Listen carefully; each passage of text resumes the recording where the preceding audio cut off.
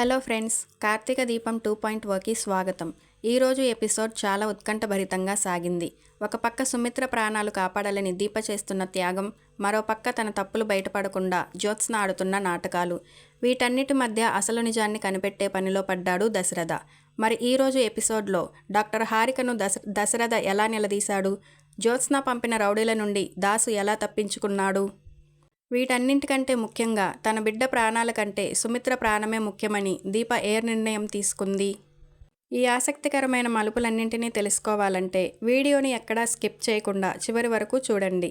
అంతకంటే ముందు ఇలాంటి మరిన్ని లేటెస్ట్ అప్డేట్స్ కోసం మన ఛానల్ని ఇప్పుడే సబ్స్క్రైబ్ చేసుకోండి. ఎపిసోడ్ ప్రారంభంలో అందరూ ఇంటి నుండి బయలుదేరటానికి సిద్ధమవుతారు. శ్రీధర్ కాంచనలను ఇంటి దగ్గర డ్రాప్ చేస్తానని అనగా వాళ్ళు సుమిత్ర ఆరోగ్యం గురించి ఆలోచిస్తూ అక్కడే ఉంటారు. ఇంటి దగ్గర దింపమంటావా కాంచన అని శ్రీధర్ అడగ్గా, సుమిత్ర బాధ్యత నీదే జ్యోత్స్న అంటూ కాంచన జ్యోత్స్నకు బాధ్యతను అప్పగిస్తుంది. దశరథ అనుమానం, డాక్టర్తో వాదన. దశరథ మనసులో ఏదో అలజడి మొదలవుతుంది. జ్యోత్స్న ప్రవర్తన, రిపోర్ట్స్ మ్యాచ్ అవ్వటం వెనక ఏదో రహస్యం ఉందని ఆయన అనుమానిస్తాడు. వెంటనే డాక్టర్ హారిక దగ్గరకు వెళ్ళి అసలేం జరిగిందో తెలుసుకోవాలని కార్తీక్ని కార్తీయమని ఇద్దరూ హాస్పిటల్కి బయలుదేరతారు. మరోవైపు జ్యోత్స్న పంపిన రౌడీల దగ్గర బందీగా ఉన్న దాస్ తన తెలివితేటలతో వాళ్ళనే బురిడి కొట్టించేసే సీన్ ఇది. రౌడీలు మందు తాగుదాం అనుకుంటున్నప్పుడు దాస్ చాలా కూల్గా తను జాయిన్ అవుతానంటాడు. మంచోడైన ప్రతి ఒక్కడికి మందు అలవాటు ఉంటుందిరా అంటూ రౌడీలతో కలిసి గ్లాస్ కలుపుతాడు. రౌడీలకు అనుమానం రాకుండా ఉండటానికి మగాడి కష్టాలు మగాడికే అర్థం చేసుకోపోతే ఎలారా, ఇది మగజాతికే అవమానం కదా అంటూ వాళ్ళను మాటల్లో పెడతాడు. తాను పారిపోనని నమ్మించడానికి దేవుడి మీద, చివరికి తన కూతురు జ్యోత్స్న మీద కూడా ఒట్టు వేస్తాడు దాస్. ఆ ఒట్టితో రౌడీలు పూర్తిగా రిలాక్స్ అయిపోతారు. రౌడీలు మత్తులో ఉండగా దాస్ తనదైన శైలిలో కథలు చెప్పటం మొదలు పెడతాడు. ముగింపు లేని కథలు మన దగ్గర చాలా ఉన్నాయి అని చెబుతూ ఒక పులి ఉపవాసం ఉన్న కథను కామెడీగా వివరిస్తాడు. లాజిక్కి అందని దాస్, పులి ఉపవాసం ఉంటుందా సార్ అని రౌడీలు అడిగితే, కథ రాసేది మనమైనప్పుడు పులిచేత ఉపవాసమేమి కాదు, వ్రతాలు కూడా చేయించొచ్చు అంటూ పంచు డైలాగ్ వేస్తాడు. చూశారుగా ఫ్రెండ్స్, జ్యోత్స్న పంపిన రౌడీలు దాస్ను బంధించామని మురిసిపోయారు. కానీ వాళ్ళకే మందు పోసి కథలు చెప్పి బురిడీ కొట్టించాడు మన దాస్. మరి ఈ మత్తులో నుండి రౌడీలు తేరుకునే లోపే దాస్ అక్కడ నుండి తప్పించుకుంటాడు. ఇంకోవైపు రిపోర్ట్స్ విషయంలో అనుమానం వచ్చిన దశరథ క్లారిటీ కోసం కార్తీక్ని తీసుకొని హాస్పిటల్కి వెళ్తాడు. అక్కడ డాక్టర్ హారికను నిలదీసే ఉత్కంఠభరితమైన సన్నివేశం ఇది. డాక్టర్ దగ్గరకు వెళ్ళిన దశరథ ఏమాత్రం తడబడకుండా అసలు విషయం అడుగుతాడు. మొన్న శాంపిల్స్ మ్యాచ్ అవ్వలేదన్నారు కదా డాక్టర్, మరి ఇప్పుడు ఎలా మ్యాచ్ అయ్యాయి అని నిలదీస్తాడు. దశరథ ప్రశ్నలకు డాక్టర్ హారిక మొదట షాక్ తింటుంది. వెంటనే సర్దుకొని అబద్ధాన్ని చెప్పడానికి ప్రయత్నిస్తుంది. ఎక్కడో చిన్న పొరపాటు జరిగి ఉండొచ్చని బుకాయిస్తుంది. దశరథ అనుమానం అంతటితో ఆగదు. జ్యోత్స్న మిమ్మల్ని ఏమైనా బెదిరించిందా లేక మ్యానిపులేట్ చేసిందా అని అడగటంతో సీన్ ఒక్కసారిగా సీరియస్ అవుతుంది. తన తప్పు బయటపడుతుందన్న భయంతో డాక్టర్ హారిక రివర్స్ గేర్ వేస్తుంది. దశరథ గారు, జ్యోత్స్న మీ కూతురు కాదా? ఆ రిపోర్ట్స్ అన్నీ ఫేక్ అని మీరు అనుకుంటున్నారా అని అరుస్తూ వాళ్ళని కన్ఫ్యూజ్ చేస్తుంది. చివరకు డాక్టర్ హారిక సెంటిమెంట్ అస్త్రాన్ని ప్రయోగిస్తుంది. సుమిత్ర గారిని కాపాడాల్సింది మీ కూతురే, అలాంటి కూతురిని కన్నందుకు మీరు గర్వపడాలి అని చెప్పి దశరథ నోరు మోయిస్తుంది.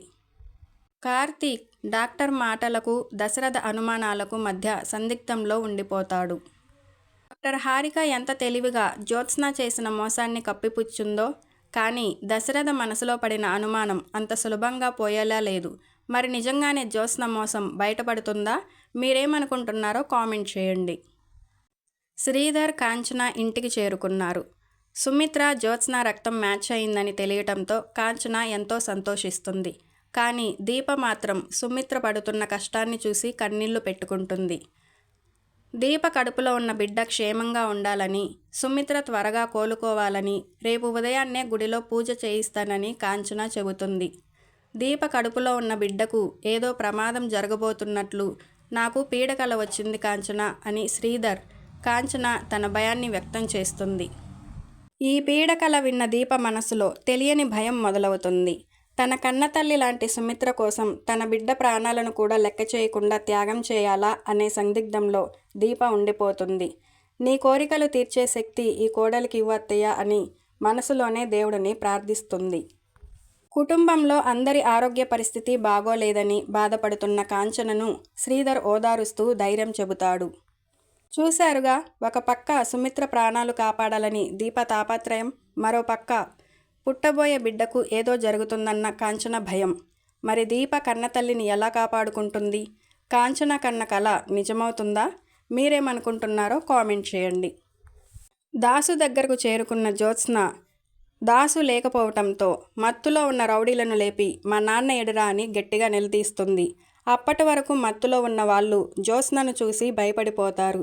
మీకు ఫుల్లుగా తాగించి దాసు తప్పించుకున్నాడు, వాడు చాలా తెలివిగా ప్లాన్ చేసి మిమ్మల్ని బురుడీ కొట్టించాడు అని జ్యోత్స్న వాళ్ళను తిడుతుంది. తప్పించుకుని నువ్వు ఎక్కడికి వెళ్ళావో నాకు తెలుసు నాన్న, నువ్వు అనుకున్నది నేను జరగనివ్వను అని జ్యోత్స్న మనసులోనే రగిలిపోతుంది. తన కొడుకును కిడ్నాప్ చేసిన దాసును వదిలిపెట్టేది లేదని గట్టిగా నిర్ణయించుకుంటుంది పారు. రౌడీల మీద ఆగ్రహం. మీ వల్ల ఇదంతా జరిగిందిరా అంటూ రౌడీల మీద అరుస్తూ వాళ్ళను కొట్టడానికి సిద్ధమవుతుంది. ఇన్నాళ్ళు నువ్వు నా సొంత మనవరాలువని నువ్వెన్ని తప్పులు చేసినా క్షమించాను, కానీ ఈసారి క్షమించేది లేదు, శిక్షించడమే అనే అంటూ ఒక భయంకరమైన నిర్ణయం తీసుకోవడంతో ఎపిసోడ్ ముగుస్తుంది. చూశారుగా ఫ్రెండ్స్, దాసు తెలివిగా తప్పించుకోవటంతో జ్యోత్స్న ప్లాన్ మొత్తం తలకిందులైంది. ఇప్పుడు జ్యోత్స్న తదుపరి అడుగు ఏంటి? దాసు జ్యోత్స్న అసలు రంగును బయట పెడతాడా, లేక జ్యోత్స్న మళ్ళీ ఏదైనా కొత్త ప్లాన్ వేస్తుందా? వచ్చే ఎపిసోడ్ రివ్యూ కోసం మన ఛానల్ కార్తీక దీపం 2.0ని ఇప్పుడే సబ్స్క్రైబ్ చేసుకోండి. ఈ వీడియో నచ్చితే లైక్ చేయటం మర్చిపోకండి. Thank you.